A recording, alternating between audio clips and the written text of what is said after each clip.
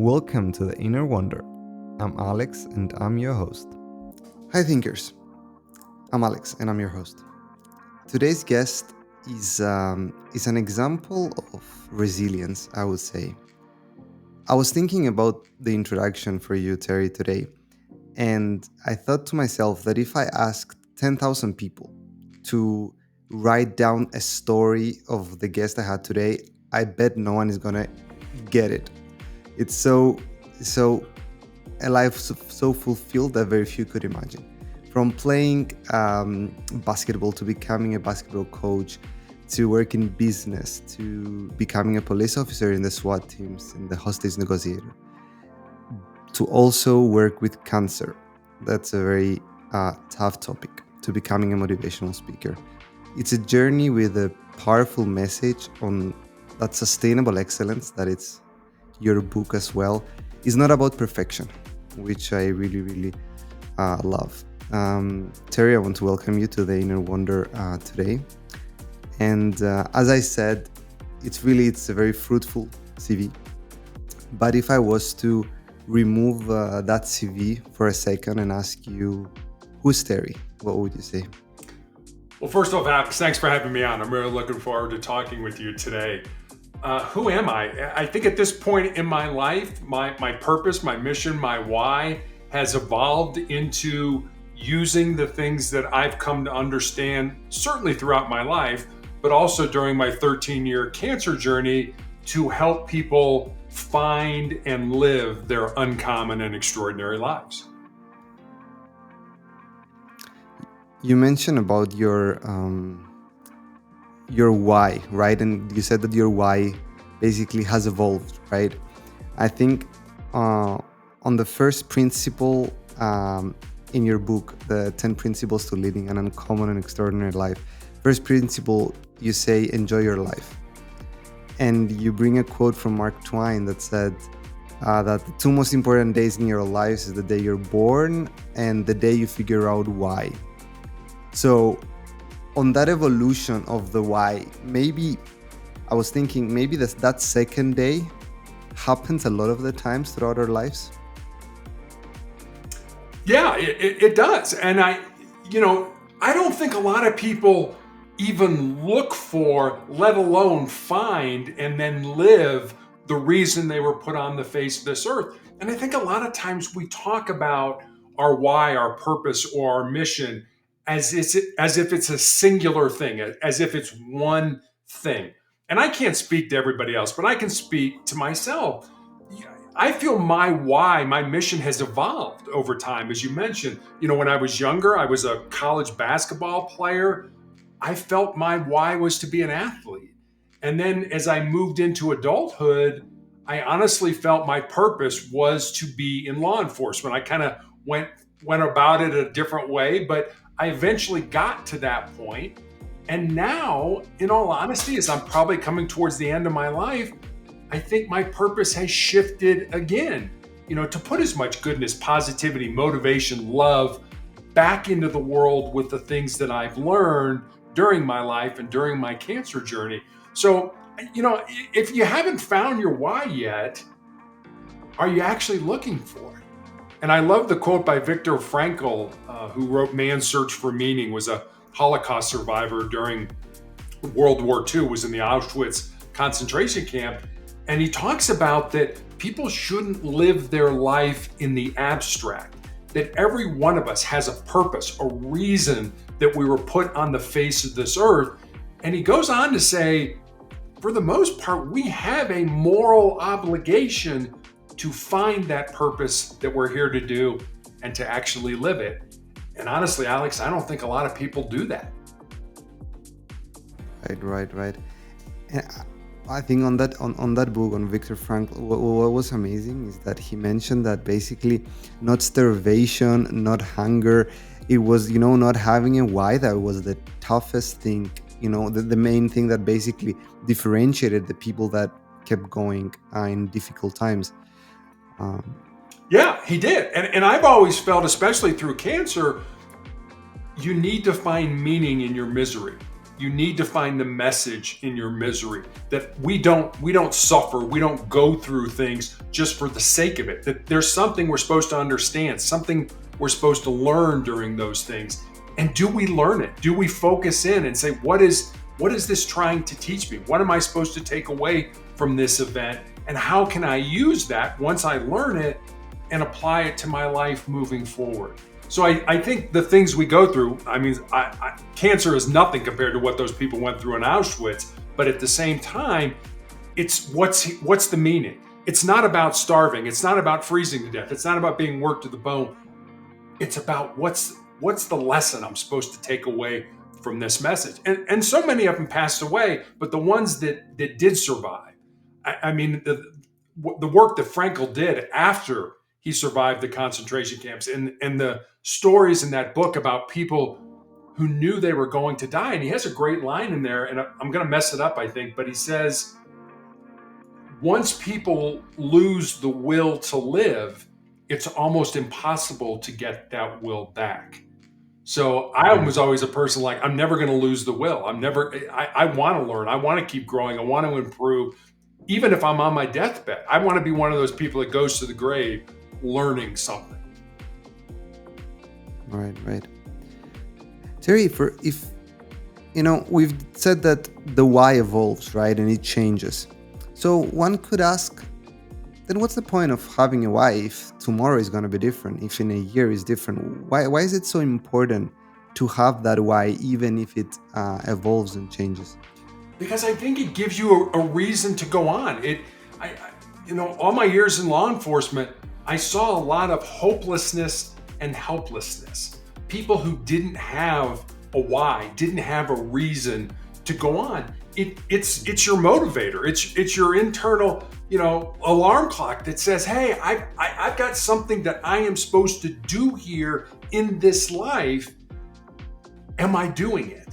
And you kind of fast forward to, well, on your deathbed, what are you going to say? What are you going to look back on? What regrets are you going to have? And I heard a quote one time that said the richest real estate in the world are our cemeteries, because they're areas rich in businesses never started, books never written, and relationships never pursued. So when you go to the grave, when you go to the cemetery, which we're all going to do, don't have those regrets.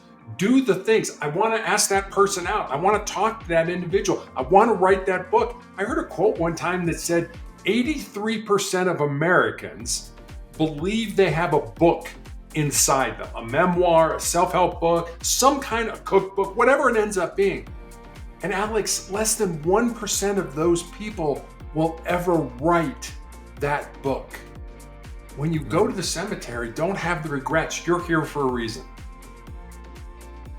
Right. That's very beautiful, Terry. And besides beautiful, it's also inspiring. I'll tell you my own personal, let's say, goal that I have for my life is to never lose that energy to dream, to be alive, to do things. Basically, how you basically portray yourself.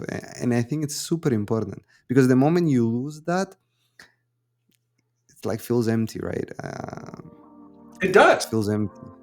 Yeah. I remember my girlfriend, when I was in high school, gave me a poster that I had on my wall, and it said, "Happy are those who dream dreams and are ready to pay the price to make them come true." We all have those dreams. We all have, this is what I want to do with my life. Are you willing to pay the price to make that happen? Right. Terry, you mentioned about cancer, and it's a difficult topic. I think it's in our generations generally in the past, let's say 20, 30 years, it's a huge topic, and still is a huge topic in our lives. How did you seem like a very positive person, very, energetic, things with positivity. How was it? How was this journey for you? Were there ups, were there downs? How was this journey for you? Yeah, there were. I love the quote from Winston Churchill, the Prime Minister of Great Britain during World War II, said, "When you're going through hell, keep going." And that's kind of the attitude that I've taken. I was 51 years old, 2012. I had a callus break open on the bottom of my left foot, right below my third toe. And initially didn't think much of it because at the time I was also a girls' high school basketball coach. But after a few weeks of it not healing, I made an appointment and went to see a podiatrist, a foot doctor friend of mine. And he took an x-ray and he said, Terry, I think you have a cyst in there and I can cut it out. And he did. And he showed it to me. It was just a little gelatin sac with some white fat in it. No dark spots, no blood, nothing that gave either one of us concern. But fortunately or unfortunately, he sent it off to pathology to have it looked at. And 2 weeks later, I get a call from him. And as I said, he's a friend of mine. And the more difficulty he's having explaining to me what's going on, the more frightened I am becoming. Until finally, he just laid it out for me. He said, Terry, I've been a doctor for 25 years, and I have never seen the form of cancer that you have. You have this incredibly rare form of melanoma, and most people think of melanoma as too much exposure to the sun, affects the melanin, the pigment in our skin. Mine has nothing to do with sun exposure. It's a rare form that appears on the bottom of the feet or the palms of the hands. And Alex, when I was diagnosed, I know I went through all the stages that we would associate with grief. I mean, first it was denial. I can't possibly have cancer. I've done everything right in my life. And then it was anger. I can't possibly have cancer. I've done everything right in my life. And then there was a bargaining with God. Our daughter was in high school at the time, and there was, come on, God, let me live long enough to see her graduate from high school. And then I got down. I got depressed. I felt sorry for myself. And then I just came out the other end and was like, well, this sucks, but I'm going to have to embrace the suck. I don't like the cards I've been dealt, but I'm going to have to play these cards to the best of my ability. And that's really what I've been trying to do. When I was told in 2012 I would be dead in 2 years, I thought, well, you gave me a death sentence. Maybe I can try to turn that death sentence into a life sentence. Right. And I guess your why right now, as you mentioned, about giving others and helping people to live that life came from that maybe shock that you got in terms of, because it's a bit of a shock that unfortunately you only get it if you get in a situation like the one you've been, right? Because you understand that, hey, it's a life sentence, right? It's a life sentence. There was based on what you said, there was a show when I was watching. I was when I was very young, back in Cyprus, and in that show there was this old grandma that was sick, right? And she said that basically she was dying of a sickness, and she said that I thought that all my life that I had to defeat death, but I realized that that's a battle you can never win, because we can never defeat death. The real challenge is to defeat life. And I got reminded, based on what you said, that it's a life sentence, and it's very difficult for us to really click and understand that it is. So what would you say, what would be some of your advices to people to try to reverse how they see this picture? I think a couple things. I've learned a lot during cancer, but I'll give you a few things that I've learned especially. Number one, I don't think you truly know yourself until you've been tested by some form of adversity in your life. It doesn't have to be cancer. I mean, you could grow up with abusive parents, or you could be addicted to drugs or alcohol, whatever it ends up being. Whatever adversity that you're going to face, that's going to test your mettle. It's going to tell you who you really are as a human being. Another thing that I've learned is, and this is going to sound kind of crazy, is that cancer has made me a better human being. I've been asked several times that if I could live my life over again without cancer, would I do it? And keep in mind, I had my foot amputated in 2018. I had my leg amputated in 2020. I'm in a wheelchair now. Given everything I've been through, I wouldn't. I would go through that all again because I honestly believe that this disease has really made me a much better human being than I would have been had I not had this disease. The other thing I would say is this, and this I think can apply to any part of your life, whether you're dealing with an illness, whether you're in business, whether you're in school, whatever it ends up being. And I think this is incredibly important. I wish I would have known this when I was younger. I believe it's more important who you work with and who you work for than it is the work that you do. Find people that care about you. Find people that are willing to invest in you. Find people that want to see you succeed. Hitch your wagon to those people and climb your mountains together. Nobody is ever successful in a vacuum. We don't become successful or great or whatever by ourselves. We need other people to do that. Those are the people that are going to make whatever work you have meaningful and purposeful in your life. Find those people that care about you. Now, the reciprocal of that is true. You got to be one of those people too that want to see other people succeed and grow and invest in them. So those are 3 things that I've certainly learned during this journey. Thanks, Terry. Thanks.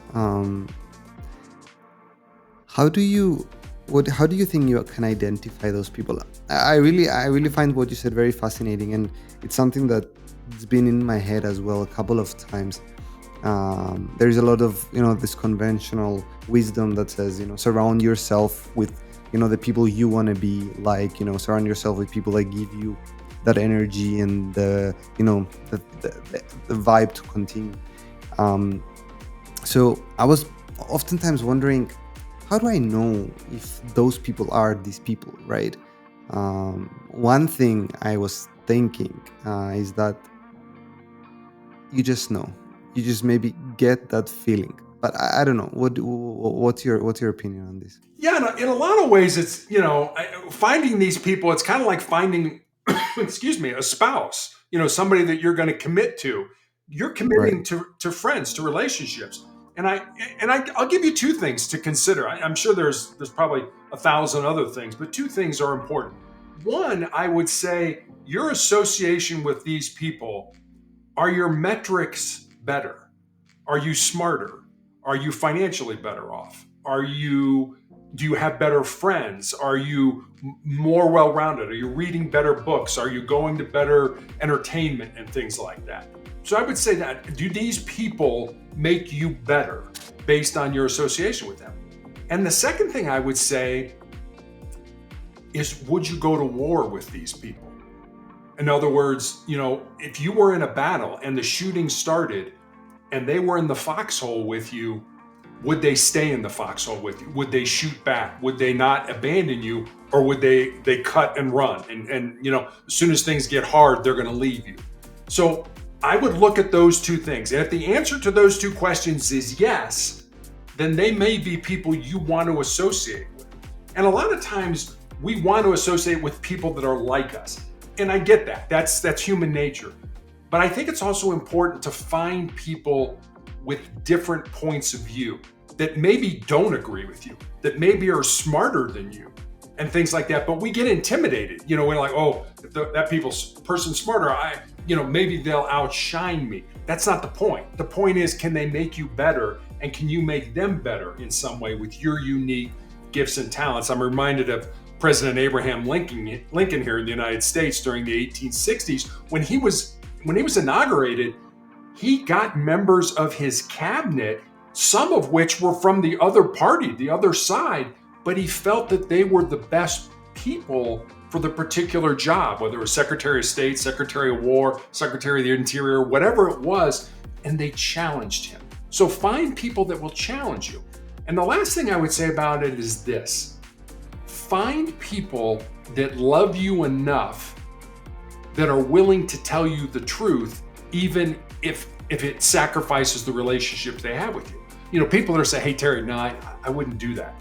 That's not a good thing. That's not something that's going to be beneficial for you. But what happens when people say that to us? We're like, oh, yeah, you're not my friend.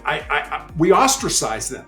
No, we need those people in our life. We need people that love us enough, that are willing to tell us the truth, even if it costs the relationship we have with them. That's a great definition of love, right? Is if they're willing to, or if you're willing to be so honest to risk the relationship because of love. um, and love is one of your principles in your book, right? So it's something that you really value and you really believe is important.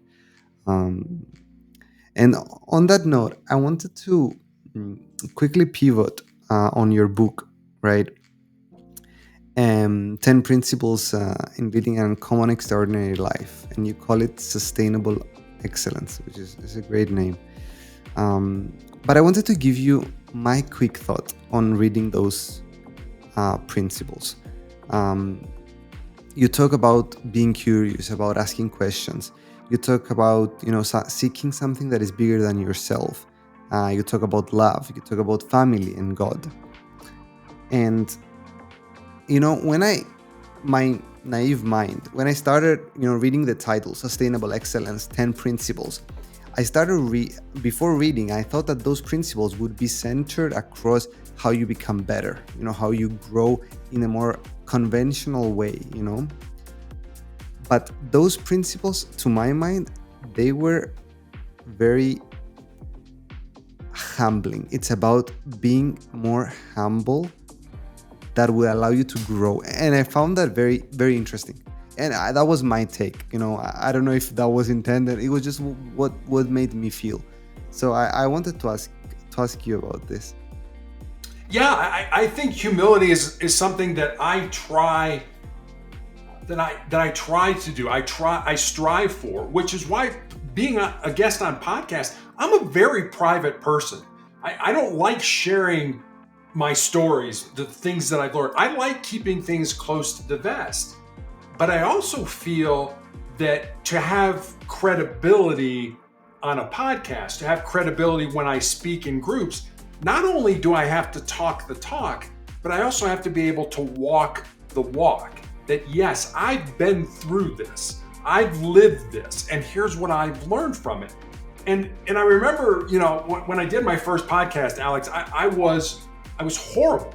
COVID had hit, and I had started a speaking business, and everything shut down. There was nothing in person, nothing virtual, nothing.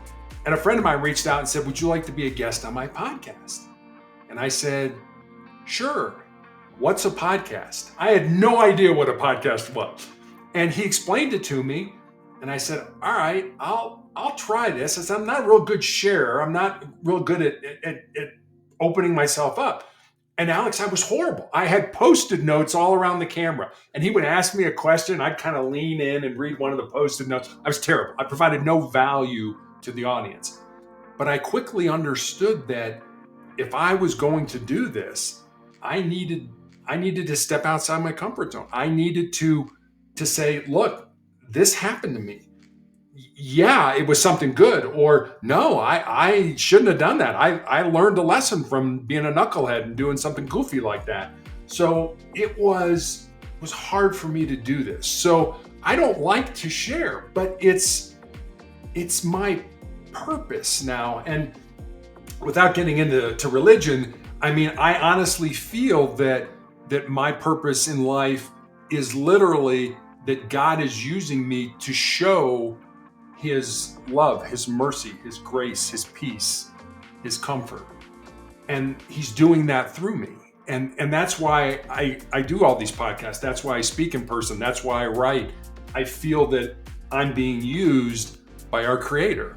And for me, that's a really humbling thing to be able to do, that the Creator of the world wants to use me to kind of get his or her, its message across. So humility is an incredibly important thing for me. It's not about, hey, look at me, I'm important. I'm not important. 100 years from now, nobody's going to ever remember I was here. But today, I hope it's about the connections that I make with other human beings. Terry, I really I really value what you're saying, and I think it's very important that we dive deep into that, because oftentimes success and achievements are wrongfully, in my opinion, associated with this, sense of self that is, the best above everyone else, very. Whereas I feel like to succeed, you need adversity, and adversity will make you humble. Because by failing, you understand that, what, I'm not perfect, but it's the only way to actually get, that sustainable excellence that is not perfection, as you say.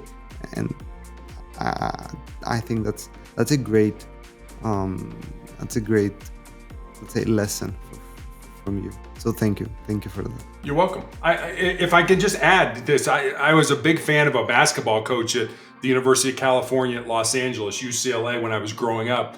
And he was probably one of the most successful college basketball coaches of all time here in the United States. Mm-hmm. And his definition of success is the best definition that I've ever heard of in my life. And I use it when I'm asked about that. And let me just give it to you. And again, keep in mind, this guy was incredibly successful, won a ton of basketball games, ton of championships. And here was his definition. Success is peace of mind, which is a direct result of self-satisfaction in knowing that you did the best to become the best that you're capable of becoming. So here's this great coach that had won all these games, but his definition of success never talks about winning. It talks about, did you give everything you had to be the best person you can be? And if that's the case, then you are a success in life. That's great. That's great. That's great. And it's so fulfilling, and so, like, you feel so good when you give it all. You feel so good when you give it all, and you feel even better than when you don't, and you win, let's say, on something, right? But when you give it all, it really feels so good. It does. And that's what Coach Wooden talked about. He's like, he was an English teacher in high school. That's kind of how he started out, and then got into basketball. And he said, so if you if you work incredibly hard and you get a C in my class, are you a success? If you work to your potential, are you a success? He would say, yes, I think you're a success. Versus the person that I really didn't work very hard, but I got an A in the class. Are you a success? And Coach Wood would argue, no, I don't think you were. So it's not about the grade. It's not about the outcome. It's not about the victory or the loss. It's about what you did. Did you leave it all on the field? There's not one more thing I could have done to make that deal, or to buy that business, or to start that business, or whatever it was. Did I give it everything I had? And if I did, then I'm successful. Whether I started the business, whether the business failed, whatever, whether I got an A or a C, whatever it ends up being, did I give my all?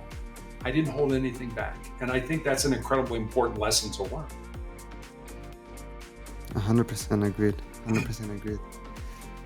Terry, in the Inner Wonder podcast, how it all started is that in every episode, I have, and we all have, a muse. Muses, according to ancient Greek mythology, were sources of inspiration, right? And for this episode, you are the muse for us, to dive deep into a topic. And I think the topic for me is this sustainable excellence, and it's about succeeding with humility. So once again, thank you for that. And I wanted to ask you, Terry, throughout your life, at different moments, what has been your muse? What has been your source of inspiration? What has kept you going and kept you growing and learning and developing? I would say it's three things, and I call them my 3 F's, and they are in order this way: my faith, my family, and my friends.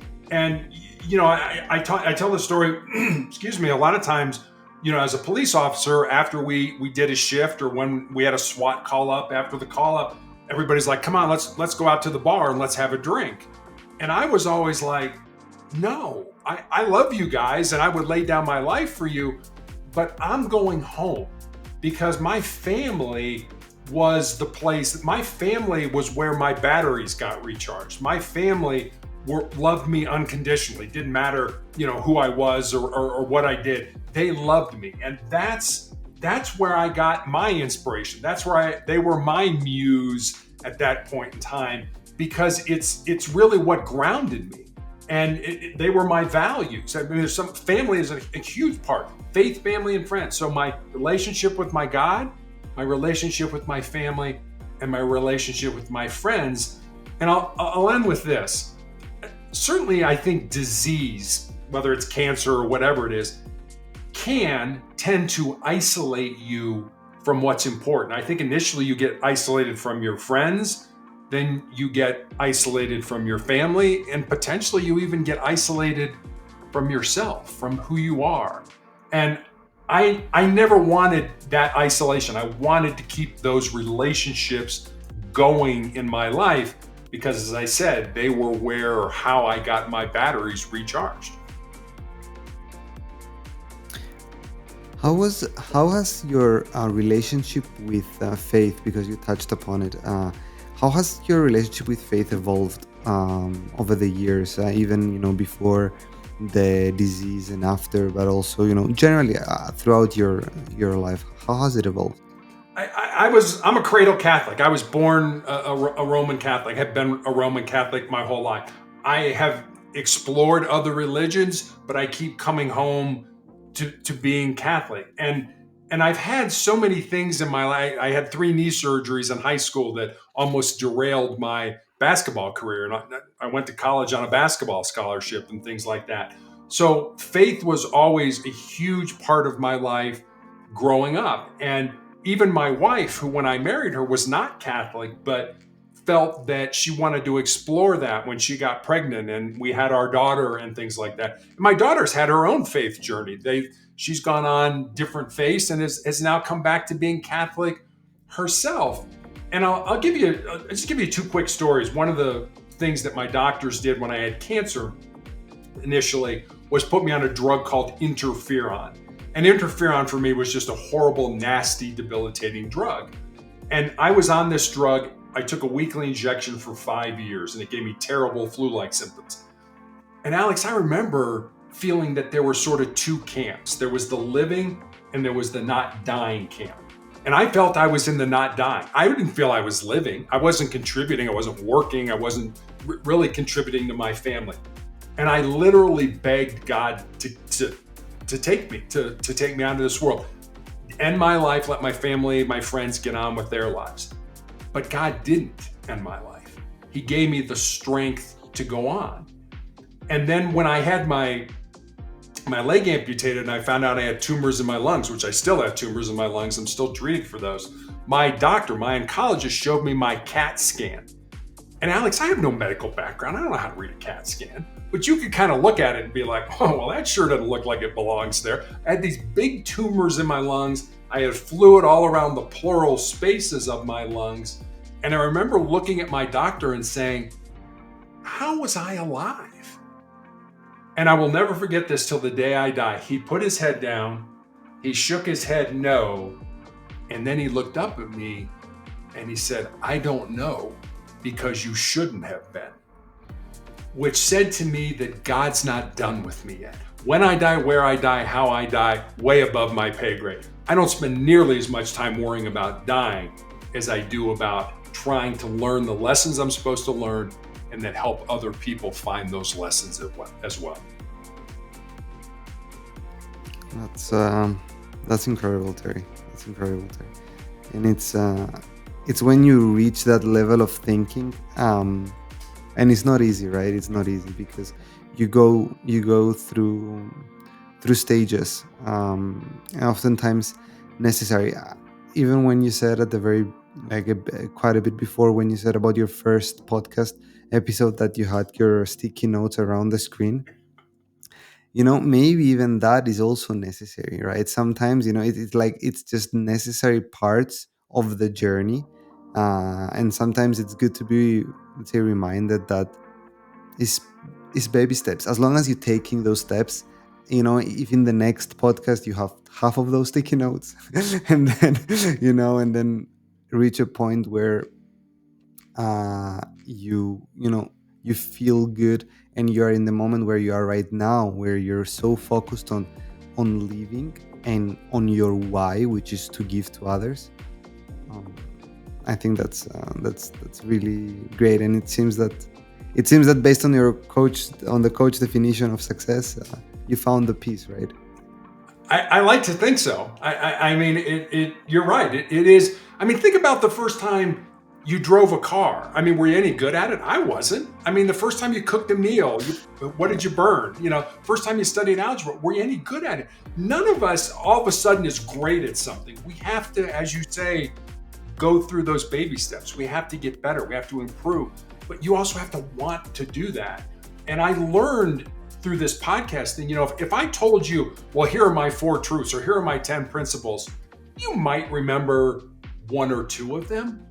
But what I find is incredibly important are the stories that I tell with those principles, with right.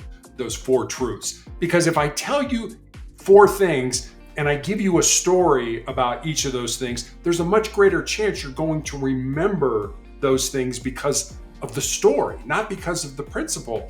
And I remember somebody told me once, never make a point without telling a story, and never tell a story without making a point. And so stories are incredibly important to me, and I'm always looking to find better stories, more concise stories, tighter stories, whatever that ends up being. 100%. I think you mentioned in your book at the beginning that people love lists, right? It's like, I think in business they love frameworks, people love those things, but at the end of the day, yes, people love them because it makes things a bit easy. But at the end of the day, what has the impact? Of course, the list is important, but what has the impact is what it leaves you, right? What it leaves you behind.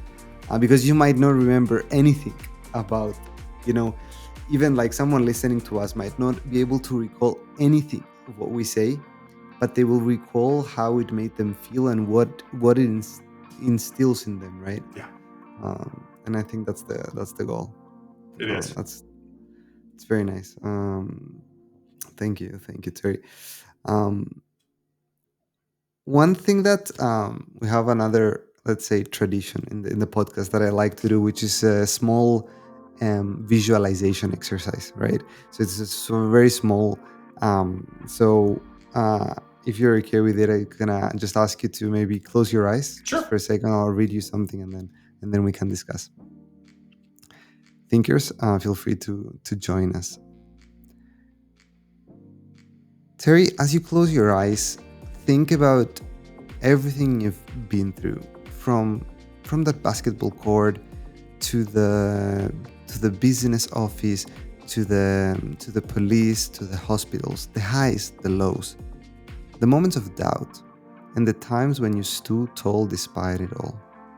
Imagine the people you've inspired along the way, those who've been touched by your strength, your perseverance, and your unwavering commitment to live with purpose and to find your why. You've walked a path that few can truly understand, yet your story is guiding light for others who may be lost or struggling. In your quiet moments, know that your journey is not just your own. It's a gift you've shared and you continue to share with the world.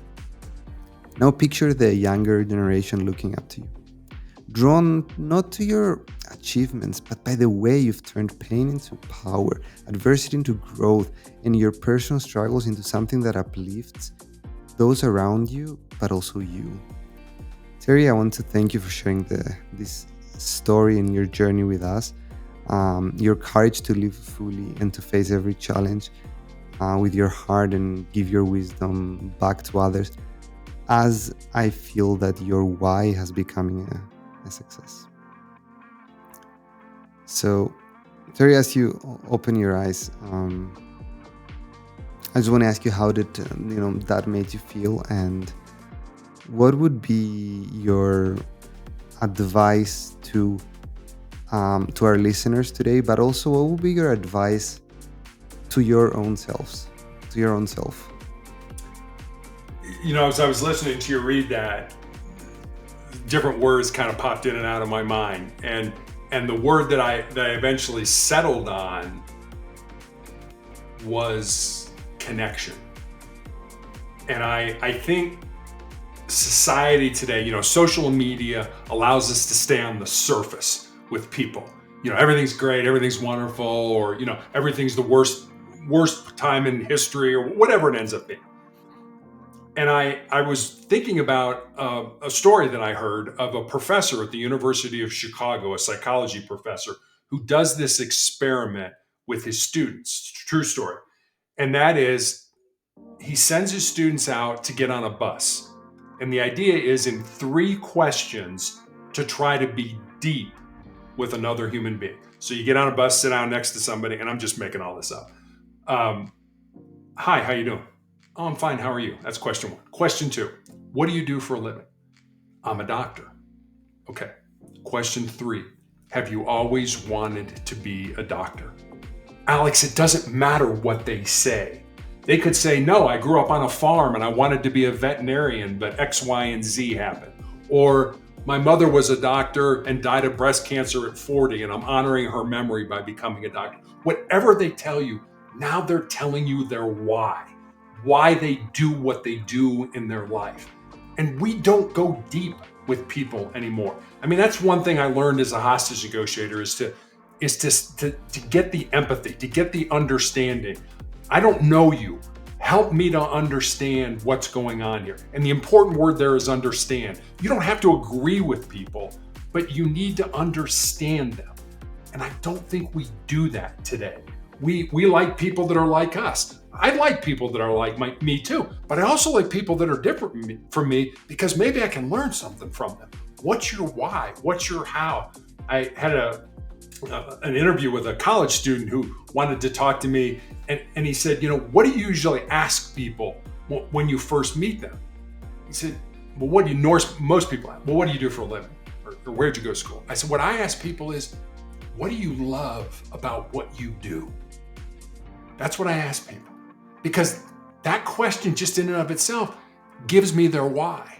Well, I love helping people. I'm a doctor. I love taking care of animals. I'm a vet. Whatever it ends up being, you get the why. You get the why by trying to go deep with people.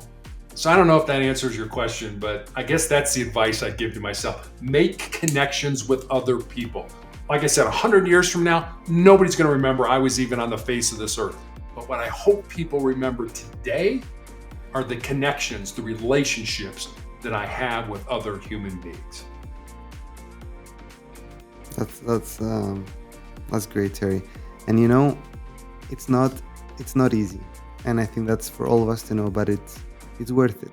It's worth it exploring it, because oftentimes going deep it's a scary route. But it's worth it. It's worth it. It is. It's so much fun to find out about people. And again, another thing I go back to in my SWAT days was we were always taught to be curious. Be curious about another human being. Be curious about something you learn or read or see on social media. Don't take everything at face value. Be curious. Dig down. Yeah, it's scary. Yeah, you may get burned from time to time. But I think in the long run, you'll come away a much better, a much deeper, a much more esoteric kind of person than people that just stay on the surface. People that stay on the surface never get to where they want to be. Don't be one of those people. Dig deep. If COVID taught us anything, it's how much better we are together than we are separately. We need each other to be successful. Get deep with those people. Get in their lives. Love them, help them, and hopefully they'll do the same for you. Awesome. Thank you so much, Terry. Thank you for being with us today. Alex, thanks for having me on. I really enjoyed this. I hope you enjoyed this episode. If you did, please consider subscribing to my channels and share my work on your social media. Until our minds meet again, enjoy the inner wonder you're creating. Thanks everybody. See you next episode.